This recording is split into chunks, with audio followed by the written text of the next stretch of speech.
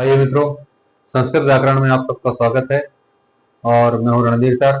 आज हमको देखना है शब्द रूप। ये संस्कृत में एमपी बोर्ड में बहुत ज़्यादा इनका रूप लिखने को आता है और ये ऑब्जेक्ट में भी आते हैं। तो आइए हम शब्द रूप के बारे में जानते हैं। शब्द रूप किसे कहते हैं?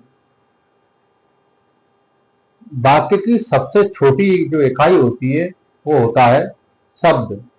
और शब्द जो है संस्कृत में क्रिया को छोड़ करके बाकी जो पद होते हैं उनको सबको संज्ञा नाम दिया जाता है। ये इन सबका जो रूप होता है वो विभक्तियों में चलता है। प्रथमा, द्वितीय, तृतीया इत्यादि इनमें विभक्तियां लगाई जाती है। आइए हम देखते हैं कितने हैं। तो शब्द रूप दो प्रकार के होते हैं। कौन कौन से दो प्रकार? तो पहला होता है आपका स्वरांत और दूसरा होता है व्यंजनांत। स्वरांत शब्द क्या है? जिन शब्दों के अंत में स्वर आता है उन्हें स्वरांत तथा व्यंजन आने पर व्यंजनांत कहलाते हैं। स्वरों में जैसे आ है, आपने लिखा क्या? राम। जब हम राम लिखते हैं तो मां में क्या है आपका? स्वर वर्ण, इसमें हलंत ना लगा हो। हलंत रहित जो होता है उसमें स्वर आता है। तो ये क्या हो जाएगा? ये आ, इसमें स्वर आया है, मां में क्या आया है? आ। इसलिए ये क्या हो जाता है? स्वरांत होगा। और किसी भी अगर अन्य किसी शब्द में पीछे हलंत आता है तो फिर वो इसका मतलब ये है कि स्वर रहित है, इसलिए उसको क्या गिना जाएगा? व्यंजनांत गिना जाएगा। अब इनके द्वारा बनने वाले विविध शब्द होते हैं जिसको हम संज्ञा कहते हैं। इनके जो रूप होते हैं वो वचनों में और लिंगों में चलते हैं। पुल्लिंग, स्त्रीलिंग, नपुंसक लिंग तीनों में चलते हैं। एक वचन, द्विवचन और बहुवचन इन तीनों में चलते हैं। जैसे कि आप सबने बहुत सारे शब्द पढ़े होंगे, अकारांत, आकारांत, उकारांत, इकारांत, इकारांत इत्यादि शब्द होते हैं। हम पहचानेंगे कैसे अकारांत क्या है, इकारांत क्या है, जरा इसके बारे में हम जानते हैं। अकारांत शब्द, अकारांत शब्द उन शब्दों को कहा जाता है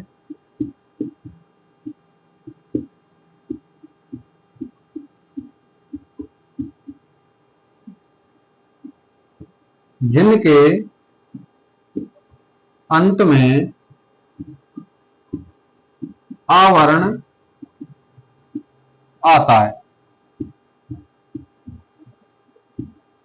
जिनके अंत में आवरण आएगा वो क्या कहलाएंगे? अकारांत कहलाएंगे। जैसे हमने देखा राम, राम में क्या आया है? आ। मां में क्या है? आ। तो इसलिए राम क्या हो गया? अकारांत होगा, अकारांत। वहीं अगर बड़ा आ जाता है तो ये क्या हो जाएगा? अकारांत की अपेक्षा क्या हो जाएगा? आकारांत हो जाएगा। अगर छोटा आता है तो अकारांत है, बड़ा आ अगर आएगा तो क्या होगा? आकारांत हो जाएगा, आकारांत। वहीं ई आने पर इकारांत होगा,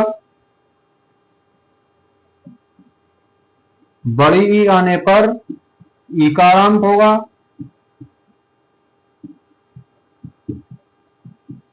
तथा उ आने पर उकारांत होगा।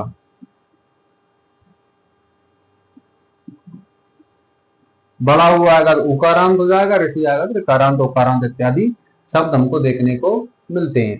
तो अब आप ये चीज क्लियर हो गई होगी कि जिन शब्दों के वर्ण में, जिन शब्दों के अंत में आ स्वर आएगा आपका, वो क्या होंगे? अकारांत स्वरांत कहलाएंगे।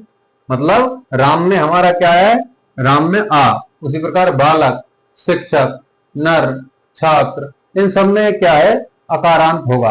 अब ये अकारांत पुल्लिंग हम किस प्रकार इनका प्रयोग करेंगे? इनका जब रूप चलेगा विभक्तियों में तो किस प्रकार बनेगा? राम शब्द का हमको किस प्रकार रूप चलाना है ये जरा हम देखते हैं। फिर राम के साथ साथ में आपको बालक और अन्य शब्द भी बनाऊंगा। एक आप याद कर लें तो सारे के सारे उसी के अनुसार चलेंगे। चलिए अगले क्रम में हम देखते हैं कि किस प्रकार हमको इनका रूप चलाना है और विभक्तियों में किस प्रकार इसका हमको प्रयोग करना है। चलिए, ये आपके सामने ये शब्द हम लिखे हुए हैं। की तरफ लिखा है विभक्ति, वचन, एक वचन, द्विवचन, बहुवचन। अब इनको हमको कैसे याद करना है, कैसे इनको चलाना है, तो एक एक करके हम याद करेंगे। पहले प्रथमा को ले लेते हैं, प्रथमा के तीनों वचनों को एक साथ याद कर लेते हैं। रामः, रामौ, रामः। द्वितीय है रामम, रामौ, रामान। आप ऐसा भी याद कर सकते हैं, जैसा आपको याद करने में सुविधा हो वैसा आप याद करें। बाकी मेरे हिसाब से ऐसा ठीक रहेगा, जल्दी याद हो जाता है, एक साथ 3 वचन में पड़ जाता है। तो रामः, रामौ, रामः, रामम, रामौ, रामान, रामेण, रामाभ्यम, रामय, रामाय, रामाभ्यम, रामेभ्य, रामात्, रामाभ्यम, रामेभ्य, रामस्य, रामयो, रामाणाम, रामे, रामयो, रामेषु, हे रामा, हे रामो, हे रामः। ये इस प्रकार चलता है। राम शब्द जो कि क्योंकि अकारांत है, क्योंकि हमने आपको बताया है कि इसमें आ आता है, इसलिए ये क्या है, अकारांत है। अब ये पूरा आपका जो शब्द है वो अकारांत पुल्लिंग है। अकारांत पुल्लिंग में ये राम शब्द की आप एक सारणी याद कर लें, तो जितने शब्द अकारांत पुल्लिंग होंगे वो सारे के सारे आपके इसी के जैसे इनका रूप चलेगा। जैसे राम का प्रथमा में क्या बनता है, रामा, रामौ, रामः। द्वितीयाम बनेगा रामम, रामौ, रामान। तृतीयाम बनेगा रामेण, रामाभ्यम, रामाय। चतुर्थीम बनेगा रामाय, रामाभ्यम, रामेभ्य। पंचमी बनेगा रामात्, रामाभ्यम, रामेभ्य। षष्ठी में बनेगा रामस्य, रामयो, रामाणाम। सप्तमी में बनेगा आपका रामे, रामयो, रामेषु। और संबोधन में बनेगा हे रामा, हे रामो, हे रामा। अब आइए हम कुछ और देख लेते हैं। जैसे बालक है हमारा, बालक शब्द, इस बालक को अगर हम अकारांत में अगर इसमें चलाएंगे इसका रूप, तो बिल्कुल सेम राम की तरह चलेगा।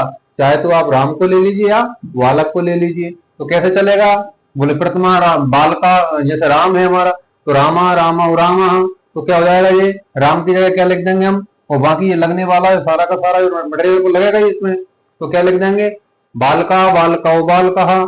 बालकम, बालकौ, बालकान। बालकेन, बालकाभ्यम, बालकै। बालकाय, बालकाभ्यम, बालकेभ्य। बालकात्, बालकाभ्यम, बालकेभ्य। बालकस्य, बालकयो, बालकानाम। बालके, बालकयो, बालकेषु। हे बालका, हे बालकौ, हे बालका।